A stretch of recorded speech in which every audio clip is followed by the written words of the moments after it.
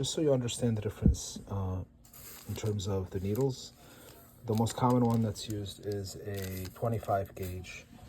This is an insulin needle that's a 29 gauge. So you have a 29 gauge, which indicates the thickness of the needle.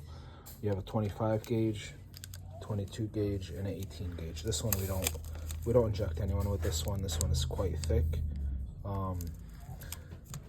So that one is usually used for like drainage of abscesses and whatnot. But this is the most common needle that is used. Moving over to what I mentioned in the first video, ceftriaxone. It's a powder.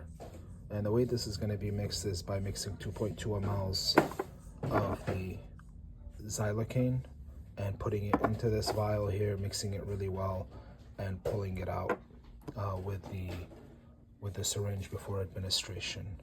Please make sure every time a vial is covered, you don't need to clean the top. Usually these are single use, but if it is, the top has been removed again in these multi-use vials, make sure that the top is clean with an alcohol pad every single time, okay?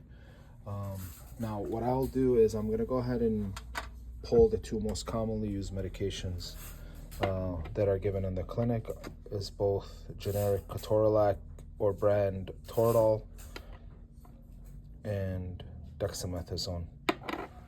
Arlen, can I borrow you?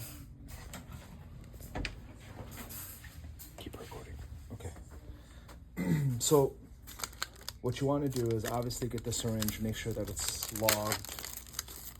And if you do have a vial that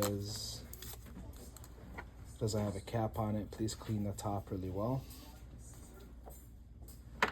These needles are on very loosely, so please make sure you tighten it. Take the cap off, invert the vial, and then what you want to do is, if you're going to give about an ml, so pull back to an ml, introduce that air into the vial, and go ahead and pull it back. It makes it a little easier to pull out the medication. Push it up to the one where you need it to be. If I pull it out now, it's going to squirt out, so don't do that. Go ahead and invert it again, pull it out, and you are ready to go. What I want you to do, especially at new hires for the first 2-3 months, is every time you do this, I want you to take the vial and the needle, I want you to go show it to the provider and get confirmation that it's correct before administering it to the patient in the room. Furthermore, whenever you go into a room, be it the second time, third time, fourth time, every single time, make sure you go in there and identify the patient. Make sure you have the right patient. Make sure you ask them, hey, are you John Smith? You got a shot for you. I don't want you to just go in there and give a shot to whoever's in that room. Confirm the patient with the provider as well as with the patient themselves to ensure that they have the right, you have the right room. And that's good.